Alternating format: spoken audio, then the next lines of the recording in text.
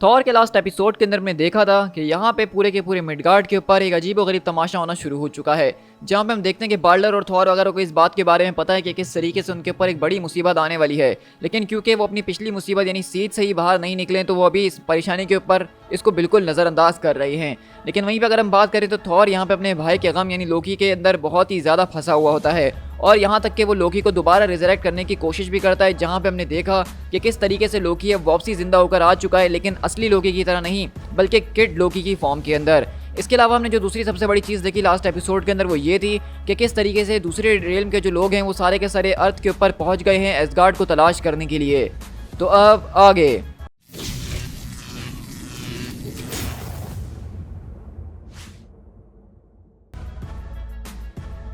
तो हमारी कहानी की स्टार्ट बेसिकली जो होती है वो लिम्बो डायमेंशन से होती है, जहाँ पे हम किसी और को नहीं बल्कि ओडिन के पास शिफ्ट होते हैं। अब मैं आपको थोड़ा सा यहाँ पे बताता चलूँ, क्योंकि मैं जानता हूँ कि आप में से काफ़ी ज़्यादा लोग हमें पहले आके यहाँ पे ज्वाइन कर रहे होंगे। तो ओडिन जो है वो बेसिकली कॉमिक्स में इस वक्त मर चुके थे, उनको काफ़ी ज़्यादा लंबा अरसा हो चुका है, तकरीबन 10-11 साल हो चुके हैं। और इतने सालों से जो है थॉर ही बेसिकली एसगार्ड का राजा था, वही उसको लीड कर रखा था और ओडिन का कोई नामो निशान नहीं था। लेकिन ओडिन दरअसल मरे नहीं थे, बल्कि वो एक तरह की लिम्बो डायमेंशन के अंदर फंसे हुए हैं, जहाँ पे ओडिन जो है रोज़ाना खतरनाक किस्म के मॉन्स्टर से मुकाबला करते हैं और वो रोज़ाना एक बैटल का हिस्सा बनते हैं और उस बैटल को जीतने की और उसको हारने की भी कोशिश करते हैं। तो एक तरह से देखा जाए तो ओडिन यहाँ पे अपनी मर्जी से मौजूद है, उनको किसी ने यहाँ फंसाया नहीं है। और थॉर ने उनको वापसी आने की ऑफर भी करी थी, लेकिन वो यहाँ से वापसी नहीं आना चाहते हैं। और इसी तरह हम देखते हैं कि आज भी ओडिन यहीं पे मौजूद है और यहाँ पे ज़बरदस्त तरीके से एक खतरनाक किस्म के मॉन्स्टर जो कि मैंगॉग जैसा नज़र आ रहा है उससे मुकाबला करते हैं। लेकिन इसी के बाद अगर हम अपने मिडगार्ड के ऊपर शिफ्ट हो तो हम देखते हैं कि जिस तरीके से लास्ट एपिसोड के अंदर बोने जो हैं वो हमारी इस दुनिया के अंदर आ चुके थे और एसगार्ड को तलाश कर रहे थे। अब सिर्फ बोने नहीं बल्कि हर एक दूसरे रेलम के जो क्रिएचर्स हैं वो भागते बचाते अपने आप को सीधा अर्थ के ऊपर पहुंच चुके हैं ताकि वो एसगार्ड पे जा सकें। और हम देखते हैं कि किस तरीके से ब्रोकस्टोन ओक्लाहोमा के जो लोग हैं वो ये सारा का सारा तमाशा देख रहे होते हैं कि जब से एसगार्ड अर्थ के ऊपर आया है उनकी ज़िंदगी, उनके शहर की ज़िंदगी तो एक जहन्नुम बन चुकी है। तो हम देखते हैं कि बेसिकली यहाँ पे ये सारे के सारे लोग न्यू एसगार्ड की तरफ आते हैं और बाल्डर और सिर्फ वहाँ पे ऊपर खड़े होकर सब कुछ देख रहे होते हैं। और बाल्डर चिल्ला के पूछता है कि आखिरकार तुम सारे के सारे लोग यहाँ पे क्या करने के लिए गैदर हुए हो, क्यों हमारी इस फॉलन सिटी की तरफ क्यों आ रहे हो, तुम में से कौन बात करेगा। तो हम देखते हैं कि वहाँ पे एक बहुत बड़ा सा जायंट क्रिएचर होता है, वो सामने आता है और कहता है मैं इन लोगों के लिए बात करूँगा। हम यहाँ पे गैदर सिर्फ एक ही चीज़ के लिए हुए हैं, क्योंकि हमें रेफ्यूज की तलाश है। हम जो हैं इसी वर्ल्ड ट्री का हिस्सा हैं, जैसा कि आप जानते ही हैं। लेकिन हमारे आसमानों को चीर दिया गया और उनके अंदर से खून की बारिश होना शुरू हो गई और उसके बाद वो नीचे उतर कर आए और उन्होंने हम सबको स्लॉटर कर दिया। उनके अंदर ज़रा सी भी मर्सी मौजूद नहीं थी। उन्होंने बच्चे, बूढ़े और औरतों सबके साथ एक जैसा सलूक किया और सबको बेरहमी से मारा। उनको देख के ऐसा लग रहा था कि उनको जान से मारने में बहुत ज़्यादा मज़ा आता है। उनके अंदर कोई ज़मीर नहीं है, उनके अंदर कोई इज्जत नहीं है किसी चीज़ के लिए, वो सबको ख़त्म करना चाहते हैं। क्या आप देख सकते हैं कि उन्होंने हमारे बच्चों का क्या हाल किया है। और हम देखते हैं कि वो बीइंग दिखाता है कि किस तरीके से उनके बच्चों को बहुत ज़्यादा बेरहमी से मार दिया गया है। और वो बताता है हमने उनसे बहुत ज़्यादा पूछने की कोशिश करी कि वो ये सब हमारे साथ क्यों कर रहे हैं, लेकिन उन्होंने कोई जवाब नहीं दिया। उनकी ज़बान बहुत ज़्यादा ट्विस्टेड थी, लेकिन उसके अंदर एक अल्फाज था जिसको हम समझ पाए, जिसको हम पहचान पाए, और वो था एसगार्ड। तो इस बात को समझने में बिल्कुल भी गलती मत कीजिएगा। वो जो कोई भी लोग हैं वो एसगार्ड के लिए आए हैं, लेकिन एसगार्ड से पहले उन्होंने हमारा ये हाल कर दिया है। तो इसलिए अब ये बताइए कि एसगार्ड हमारी मदद करने के लिए क्या कर सकता है। तो हम देखते हैं कि बाल्डर बोलता है कि तुम सारे के सारे लोग यहाँ पे इसलिए जमा हुए हो ताकि तुम लोगों को एक घर मिल सके, एक पनाह मिल सके, और तुम मुझसे सवाल करते हो कि एसगार्ड तुम्हारे लिए क्या कर सकता है। एसगार्ड तुम्हारे लिए बिल्कुल वही करेगा जो वो हमारे लिए कर रहा है, इसका मतलब कुछ भी नहीं। तो वहीं से सब चिल्लाते हैं और कहते हैं कि ये अनएक्सेप्टेबल है, हम तुम्हारे दरवाज़ों में मदद के लिए आए हैं और तुम हमें इस तरह से धुतकार रहे हो, ऐसा नहीं हो सकता है।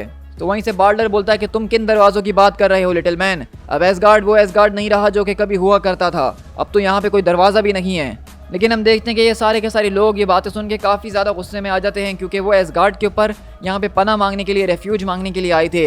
लेकिन बाल्डर उनको साफ साफ मना कर रहा है कि अब यहाँ पे तो कुछ बचा ही नहीं है, क्योंकि अब यहाँ पे एसगार्ड के नाम पे सिर्फ यहाँ पे धूल मट्टी ही पड़ी हुई और कुछ भी नहीं है। लेकिन वो सारे के सारे लोग यहाँ पे अटैक करने के लिए आगे बढ़ते हैं। तभी हम देखते हैं कि यहाँ पे एक ज़ोरदार थंडर गरजता है और वहीं पे थॉर आता है और कहता है अगर तुम में से किसी ने एसगार्ड के खिलाफ जाने की कोशिश करी तो वो हमारे खिलाफ जाएगा, और जो हमारे खिलाफ जाएगा वो म्योनियर के खिलाफ जाएगा। और तुम जानते हो कि म्योनियर के खिलाफ जाना ये बिल्कुल भी समझदारी वाली बात नहीं है। तो वहीं से एक बोना सामने आता और कहता है बस हमें इसी की तो ज़रूरत थी कि एक लेक्चर, वो भी एक ओडिनसन के ज़रिए। तो वहीं से सिर्फ वगैरह ऊपर खड़े हुए देख रहे होते हैं और कहते हैं क्या आखिरकार यहाँ पे ये सारी की सारी क्या बातें चल रही हैं, कुछ सुनाई नहीं दे रहा है। तो सिर्फ बोलती कि होगन उन बातों को छोड़ो, ज़रा देखो वहाँ पे थॉर के साथ कोई और शख्स भी मौजूद है जो कि देखने से तो बिल्कुल लोकी नज़र आ रहा है। इसी के बाद हम यहाँ से दोबारा शिफ्ट होते हैं उसी रात के अंदर, जहाँ पे हम देखते हैं कि थॉर ने सारे के सारे लोगों को यहाँ पे बिठाया हुआ है और उनकी बातों को सुन रहा है, जिसमें से वो लोग बताते हैं कि किस तरीके से रैग्नारॉक के आने से पहले एसगार्ड जो है वर्ल्ड ट्री के सबसे ऊपर हुआ करता था और कोई भी खतरा आता था तो वो पहले एसगार्ड से निपटता था, उसके बाद हम तक पहुंचता था। एक तरह से देखा जाए तो एसगार्ड हमारे किंगडम्स को, हमारी रियल्म्स को प्रोटेक्ट करने के लिए बनाया गया था, लेकिन अब जैसा कि एसगार्ड खुद मिडगार्ड के ऊपर आ चुका है तो हमें प्रोटेक्ट करने के लिए अब कोई नहीं है और ये सारी की सारी परेशानियां एसगार्ड के यहाँ होने की वजह से ही आ रही हैं। और अब हम जब आपके पास रिफ्यूज मांगने के लिए आए हैं तो आप इनकार कर रहे हैं, तो आखिरकार अब हम जाएंगे तो कहाँ जाएंगे। और आप ये बात याद रखिएगा कि ये खतरा सिर्फ हमारे वर्ल्ड को नहीं बल्कि वो यहाँ तक भी ज़रूर पहुँचेगा और उसको भी बर्बाद करके रख देगा। तो इसी तरह बाल्डर बोलता है कि तुम्हारे जो सारे के सारे शेमन और मिस्टिक्स मैन हैं उनको भी बारे में हमने सुना है कि उनको बहुत बुरी तरीके से अटैक ने अफेक्ट करा है। खैर हमारा जो हेमडाल है उसके भी विजन्स ने उसको इतना ज़्यादा बुरे तरीके से घायल किया है कि वो अब उठ भी नहीं पा रहा है। तो थॉर बोलता है कि ऐसा लगता है कि ये पूरा का पूरा अटैक जो कि 10th वर्ल्ड से हमारे ऊपर किया जा रहा है ये काफ़ी ज़्यादा वेल प्लान्ड है। माय किंग, मैं यही कहना चाहूँगा कि इस वक्त हम सब जो हैं एक ही हालत के अंदर हैं, हम सब इस वक्त टूटे हुए हैं, लेकिन अगर हम एक साथ मिल जाएं तो शायद कोई बात बन सकती है। तो वहीं से बाल्डर बोलता है कि थॉर, मैं बिल्कुल भी नहीं चाहता हूँ कि लोग मुझे एसगार्ड के फाइनल राजा के नाम से याद करें। तो थॉर बोलता है कि एसगार्ड के आखिरी राजा के नाम से याद करना बेहतर होगा, ना कि एसगार्ड के सबसे बुरे राजा के नाम से। मेरे ख्याल से अगर हमारी आज मौत होती है इस पूरी की पूरी बैटल के अंदर तो उसको लोग याद रखेंगे। क्या आपको नहीं लगता बाल्डर द ब्रेव? तो बाल्डर बोलता है कि बिल्कुल तुम ठीक कह रहे हो थॉर, अगर हम इस जंग के अंदर लड़ेंगे तो फिर हम साथ ही लड़ेंगे और मर भी गए तो साथ ही मरेंगे और वैलहैला के अंदर फिर एक साथ मिलके ही खुशी से मज़े करेंगे। Citizens of the world tree, हमारे पास यहाँ पे कोई रहने के लिए खास जगह तो मौजूद नहीं है, लेकिन जो कुछ भी जगह तुम्हें नज़र आ रही है जहाँ कहीं भी तुम कंफर्टेबल फील करो वहाँ पे रह सकते हो और जो चीज़ भी तुम्हें नुकसान पहुँचाने के लिए यहाँ पे आएगी उसको पहले एसगार्ड रोकेगा। और इसी तरह हम देखते हैं कि बाल्डर ने यहाँ पे सबको रहने की इजाज़त दे दी और सब जो है जंग की तैयारी में काफ़ी ज़्यादा खुश और जोश में नज़र आ रहे हैं। तो वहीं से एक आदमी पीछे पलटता और कहता है कि तीर, तीर, आप वॉर गॉड हैं तीर, और आखिरकार आपने अपने वेपन्स को ऊपर नहीं उठाया, ये सब क्या हो रहा है। तो हम देखते हैं कि वहीं पे बेसिकली तीर जो है वो लोकी की तरफ देख रहा होता है और उसके ऊपर काफ़ी ज़्यादा गुस्सा होता है और इसी वजह से उसका मूड बिल्कुल भी ठीक नहीं है, क्योंकि आपको याद हो तो सीज के अंदर तीर को बहुत ज़्यादा नुकसान पहुँचाया था लोकी ने।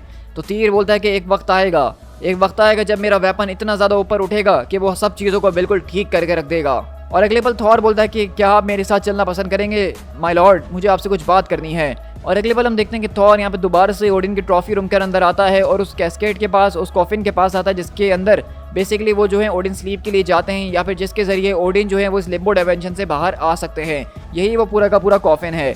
तो वहीं से बाल्डर बोलता है कि थॉर, मुझे कुछ समझ में नहीं आ रहा है कि अभी अभी हमने एक वॉर को डिक्लेयर कर दिया है और तुम यहाँ पे इस ट्रॉफी रूम के अंदर क्या करना चाह रहे हो। तो अगले पल थॉर अपने हैमर को चमकाते हुए ऊपर उठाता है और वहीं से बाल्डर बोलता है कि थॉर, क्या तुम्हारा दिमाग ख़राब हो चुका है। तो थॉर बोलता है कि इस काम को करने के लिए दिमाग का ख़राब होना ही ज़रूरी है, क्योंकि ओडिन के कैस्केड के साथ छेड़छाड़ करना किसी बच्चे की बात नहीं है। क्योंकि अगले ही पर हम देखते हैं कि बेसिकली थॉर अपने हैमर म्योनियर से उस पूरे के पूरे कैस्केड के टुकड़े टुकड़े कर देता है और जैसे ही वो कैस्केड टूटता है तो हम देखते हैं कि वहाँ पे कोई और नहीं बल्कि ओडिन वो वापसी रिटर्न करते हैं और कहते हैं मैं लौट आया हूँ। और हम देखते हैं कि ओडिन के साथ वो खतरनाक किस्म का बीस्ट भी मौजूद है जिसको ओडिन मार चुके हैं। तो अब हम देखें तो बेसिकली ये इशू अब बहुत ही ज़्यादा इंपॉर्टेंट होते जा रहे हैं, क्योंकि पिछले इशू के अंदर हमने लोकी को वापसी आते हुए देखा और अब इस इशू के अंदर हमने लिटरली ओडिन को वापसी आते हुए देख लिया, जो कि बहुत बड़ी बात है। क्योंकि जैसा कि मैंने आपको बताया था इस कॉमिक के शुरू में कि ओडिन पिछले 10-15 सालों से जो है मार्वल कॉमिक्स के अंदर मरे हुए थे और अब इनका ये रिटर्न एक बहुत ही बड़ा रिटर्न है। To be continued.